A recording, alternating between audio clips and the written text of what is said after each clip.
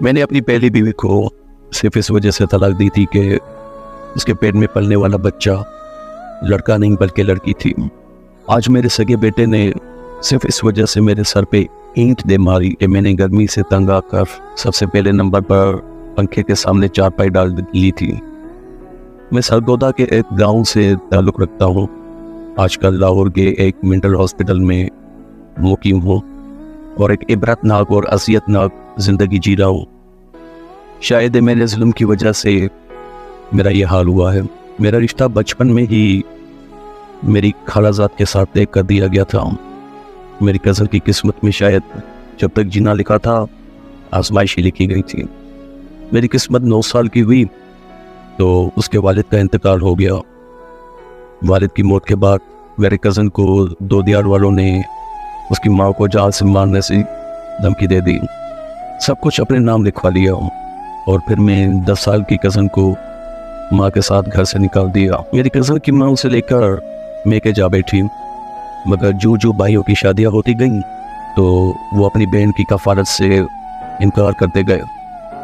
یہاں تک کہ ایک بار جب تنگ آ کر کزن کی ماں نے بھائیوں سے جائیداد میں حصہ مانگا تو اس کے بھائیوں نے اسے خوب مار پیٹ کی اور گھر سے نکال دیا، اور وہ ایک بار پھر بے سہارا ہو کر سڑک پہ آ گئی۔ کزن کی ماں نے گاؤں میں کسی کا گھر خالی مانگ کر اس گھر میں رہائش رکھ لی، اور غربت کا یہ عالم تھا کہ بل نہ دینے کی وجہ سے اس نے بجلی اور گیس کی سہولت ہوتے ہوئے بھی استعمال کرنے سے انکار کر دیا۔ اتنی مصیبتوں کے باوجود بھی میری ماں نے اپنی بہن کا ہاتھ تھاما اور اسے تنہا نہ چھوڑا، اور والد صاحب سے چوری چھپے اپنی بہن کی مدد کرتی رہیں۔ میری ماں نے مجھ سے گزر کر اس لڑکی کے متعلق پوچھا، اور میں نے اس کی مالی حالت دیکھتے ہوئے اس رشتے سے صاف انکار کر دیا، کیونکہ مجھے ایک ملازمت کرنے والی لڑکی چاہیے تھی تاکہ مالی طور پر میں مزید مضبوط ہو سکوں، جبکہ میری کزن تو اپنے باپ کی موت کے بعد کبھی اسکول کا منہ ہی نہ دیکھ پائی تھی۔ اس نے تو اپنی ماں کے ساتھ مل کر لوگوں کے واش روم تک دھوئے تھے۔ میں بھلا کیسے اس سے شادی کرتا جو اس وقت خود کسی کے رحم و کرم سے بھی مایوس تھی۔ خیر، میری ماں نے میری منت سماجت کر کے میری کزن کے ساتھ نکاح کرنے پر راضی کر لیا۔ میں نے منہ پسند جہیز کی شرائط مانگی اور یہ بولا کہ اگر آپ میری شرائط پہ عمل کریں گے تو ہی میں یہ شادی کروں گا، اور میری ماں نے ضمانت دی کہ میری ہر شرائط کو پسند کیا جائے گا اور پورا بھی کیا جائے گا۔ اب ہوا یہ کہ اس کے بعد بھی میری ڈیمانڈ کا جہیز لے کر میری کزن کی رخصتی ہوئی میرے گھر میں، اور اس کا جہیز میری پسند کے حساب سے اٹھایا گیا۔ حالانکہ ان کے پاس کچھ نہیں تھا، وہ اس قابل نہیں تھے کہ مجھے کچھ جہیز میں دے سکے، لیکن انہوں نے قرضہ اٹھایا، اور اس کی ماں لوگوں کے گھروں میں کام کرتے کرتے آخر ایک دن چل بسی، مگر قرض ادا نہ ہوا۔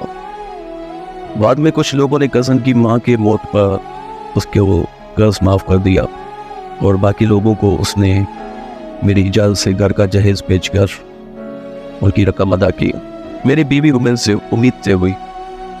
جس دن مجھے بیوی کی امید سے ہونے کی خبر ملی اسی دن میری ماں بھی چل بس۔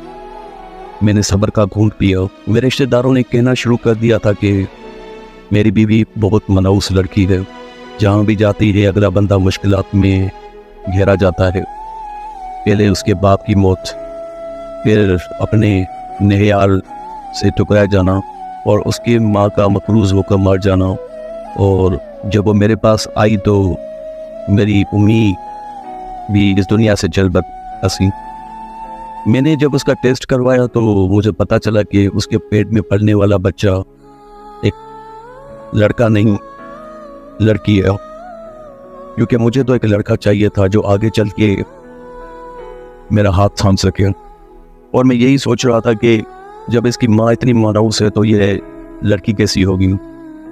میں نے دل ہی دل میں یہ سوچا کہ اب میں اپنی پہلی بیوی سے کیسے جان چھڑاؤں۔ لیکن مجھے کوئی وجہ نہیں مل رہی تھی کیونکہ وہ تھی بھی اتنی اچھی. خیر کچھ دن گزرتے گئے اور میں نے ایک دن اپنی بیوی کو بدچلن ہونے کا الزام دے کر طلاق دے دی. میری بیوی اس وقت پیٹ سے تھی اور میری بیوی نے مجھے کہا کہ آپ کسی عالم یا کسی دیندار آدمی سے فتویٰ لیں کہ جب تک میں پیگننٹ ہوں مجھے طلاق نہیں ہو سکتی. لیکن میں اپنی ضد پہ اڑا ہوا تھا. میں نے اس کی ایک نہ سنی اور اس کو اپنے گھر سے نکال دیا. خیر وہ سردیوں کی رات تھی اور جب میں نے اس کو گھر سے نکالا تو رات کے 10 بجے کا ٹائم تھا. اسے گھر سے نکالنے کے بعد ہی وہ اچانک سے غائب ہو گئی اور میں نے بھی آگے چل کے اپنی من پسند لڑکی جو کہ پڑھی لکھی تھی اور جاب بھی کرتی تھی اس سے شادی کر لی. اس کو میں جب اپنے گھر پہ لایا تو میرے حالات بہت بہتر ہونے لگے. میرا وقت بہت اچھا گزر رہا تھا. میں مالی طور پہ مستحکم ہوتا جا رہا تھا اور اس کے علاوہ میرے حالات بھی بہت اچھے ہوتے جا رہے تھے. اللہ تعالیٰ نے مجھے اس سے 3 بچے نوازے جو کہ لڑکے تھے. اب جیسے ہی وہ بڑے ہوتے گئے تب تک میرا وقت بہت اچھا گزر رہا تھا اور آگے چل کے وہ میری دوسری بیوی بھی اللہ کو پیاری ہو گئی. اب میرے بچے جوان ہو چکے تھے اور میں یہ سمجھتا تھا کہ اب میرا سہارا بنیں گے. میرے 2 بڑے بچے جب بھی میں ان کو اپنے بزنس پہ بٹھا کے چلا جاتا تو وہ وہاں سے چوری کر لیا کرتے تھے اور مجھے فائدہ ہونے کے بجائے میں خسارے میں چلنے لگا. اور خسارہ اتنا ہوا کہ میں بالکل روڈ پہ آنے کی نوبت آ گئی تھی کیونکہ وہ ایسے چوری کر کے اپنے دوستوں کے ساتھ جوا اور نشہ کرتے تھے.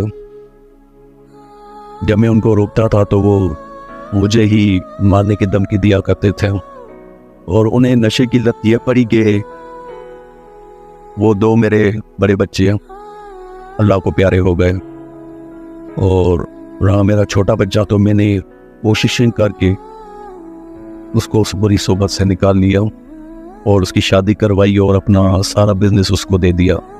اب جب اس کی شادی ہو چکی تو میری بہو جو میں اپنی من پسند لڑکی لے کے آیا تھا اس نے میری دیکھ بھال کرنے سے انکار کر دیا اور جب بھی میرا کوئی کام ہوتا تو وہ مجھے صاف انکار کر دیتے. بڑھاپا ہونے کی وجہ سے میں بیمار بھی رہنے لگا تھا اور میرے کپڑوں سے عجیب بدبو بھی آنے لگی تھی لیکن وہ میرا ذرا سا بھی خیال نہ رکھتی. حالانکہ اس نے میرے کپڑے دھونے تک اور میرا بستر دھونے تک بھی انکار کر دیا تھا. ایک شام کی بات ہے کہ میں بہت تھکا ہوا تھا اور میں آ کے جیسے ہی گھر پہ بیٹھا تو میری سانس کم ہونے لگی اور مجھے کچھ گھٹن سی ہونے لگی اور میں جا کے پنکھے کے سامنے رکھی ہوئی بالکل فرنٹ والی چارپائی پہ سو گیا. جیسا کہ میں نے اپنا سارا بزنس اپنے بچے کے حوالے کر دیا تھا تو وہ کام پہ تھا اور مجھے اتنی گہری نیند آ گئی کہ میں بس بیٹھتے ہی سو گیا. تو میرا بیٹا جب اپنے گھر آیا تو میری بہو نے اس کو بولا یہ دیکھو اپنے باپ کے حال ایسے آگے کر کے نا جان بوجھ کے سوئے ہوئے ہیں کہ ہمیں اور تمہارے بچوں کو کوئی ہوا ہی نہیں لگ رہی. بالکل پنکھے کے آگے سونے کی وجہ سے شاید ان کو کوئی ہوا نہیں لگ رہی ہوگی. میرے بچے نے بغیر کسی تصدیق کرے اینٹ اٹھائی اور میرے سر پہ مار دی. اب اس بڑھاپے کی حالت میں جیسے ہی سر پہ میری اینٹ لگی تو میرے چلانے کی وجہ سے میرے مولا والے بھی جمع ہو گئے اور وہ مجھے ہاسپٹل لے کے گئے. جب ہاسپٹل لے کے جایا گیا مجھے تو وہاں پہ کچھ میری پٹی وغیرہ کی گئی اور چوٹ اتنی گہری تھی کہ میں کبھی کبھی اپنا اس کے بعد توازن تک کھو چکا ہوتا تھا اور لوگوں کو بھی نقصان پہنچا دیتا تھا. تو محلے والوں نے مجھے ایک لاہور کے مینٹل ہاسپٹل میں ایڈمٹ کروا دیا. کبھی کبھی میں بالکل آپے سے باہر ہو جاتا ہوں اور کبھی کبھی میں جب اپنے ہوش میں ہوتا ہوں تو اکثر یہ سوچتا ہوں کہ میں نے جس کو منحوس قرار دیا تھا اس کے ساتھ کتنا غلط کیا تھا کیونکہ لوگوں کے کہنے پہ آ کے میں نے اپنی بیوی کو گھر سے نکالا تھا. یہ وہی لوگ تھے جو پہلے میری بیوی کو منحوس بولتے تھے اور جب میں نے دوسری شادی کی تو اس کو منحوس بولنے لگے اور میری اولاد کو منحوس بولنے لگے. میں نے اس کو ڈھونڈنے کی بہت کوشش کی لیکن وہ نہیں ملی. پتہ نہیں وہ کہاں غائب ہو گئی. شاید یہ میرے ان سارے برے کرتوتوں کا ہی نتیجہ تھا کہ میں آج اس حال میں ہوں. میری آپ سب سے یہ سننے والوں سے یہ درخواست ہے کہ کبھی بھی کسی کو بھی ملوث نہ سمجھیں. ان رشتوں میں جو تیسرے شخص آتے ہیں نا، وہ ہمیشہ ہمارے رشتوں کو خراب کر کے چلے جاتے ہیں. اللہ کی ہر ایک چیز جو اس نے بنائی ہے وہ ایک نعمت ہے. وہ رشتے جو اس نے ہمارے لیے بنائے ہیں وہ اور بھی زیادہ رحمت والے ہیں. یقین کریں، یہ زندگی بہت مختصر ہے، اس میں یادوں کے سوا کچھ نہیں ہوتا.